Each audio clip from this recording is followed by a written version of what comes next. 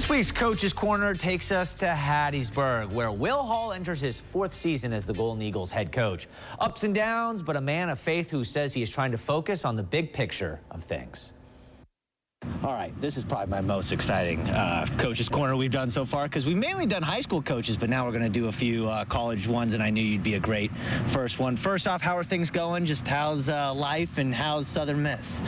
Yeah, life's good. You know, my life kind of centers around, I've got a wife and 2 kids. I've got 2 boys that are at Petal. They're in the 9th grade and the 6th grade, and outside of them, my life centers around, my players and my team, and we've had a really good off season, and going into this, we've been able to keep, all of our players that we needed to keep, and we've built on it with a great recruiting class, had a great spring, and it's year 4. It's time to win. We're very excited and about year 4, but there's a lot of urgency that starts with me all the way through and through the bottom of our program, and just excited about the year coming up.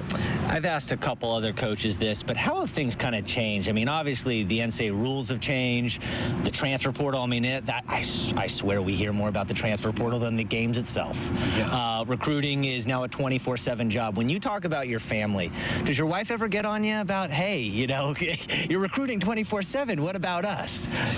Well, I try to do a great job of compartmentalizing. I think she would say that. Now, you've got to always have your phone on you. There's times where, and she gets that. She's a great coach's wife. She knows we wouldn't be here if I hadn't had a lot of success recruiting throughout my life. And we're coming off a great recruiting year where we're #1 in our conference, and she's a part of that. She gets involved in the recruiting.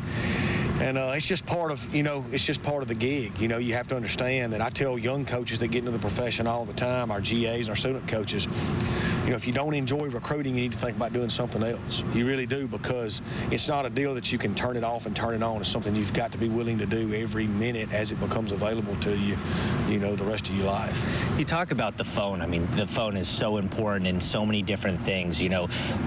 Kids now walk into the building with their phone, with their headphones on. They're not always aware of their surroundings. Yeah. How have you adjusted to kind of like the phone becoming such a thing that every kid keeps in their hands? I'm sure it's in their pockets before they walk out to practice. Yeah, we try to respect that and respect, how kids today are. And, things change throughout time. We were different than our parents were because of things that came along during our day.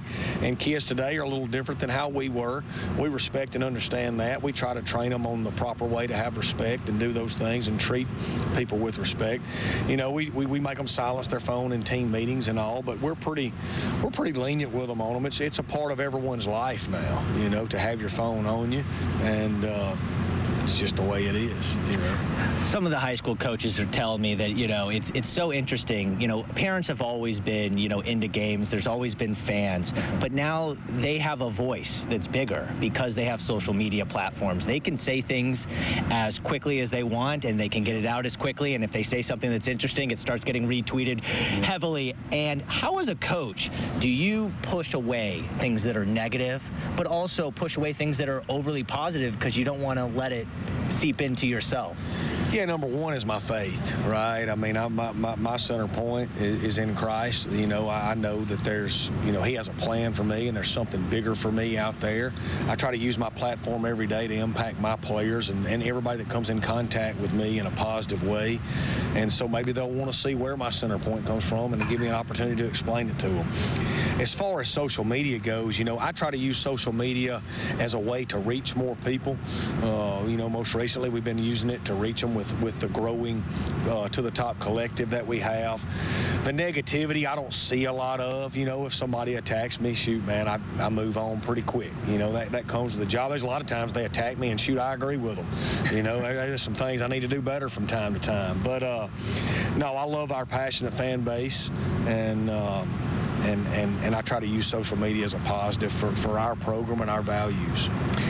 Your dad was a coach. He obviously coached you, and I'm sure coached you pretty hard. You have kids now, and I'm sure you coach them in life and whatever they're doing. How have you evolved from what, your dad did for you, for what you do to them, through how Southern Miss has changed you as a man? How do you think that that's kind of all changed? Yeah, that's a long one. As far as what my dad means to me, I just learned so much from him, from how he he impacted areas of this state. When he would come in and take over, he realized that football was such the fabric of those communities, and how if you can win in football and get people engaged in football, it can give people such a source of pride. As far as me, I feel like I've grown more in the past 4 years being here than I may have in my other 40 years on this earth. You know, being the head coach here and how much that means to so many people, but also how much it means to me, because I love this state. I really love this place. Thank you so much for doing this, Coach. I appreciate it, man. It's been great. To the top.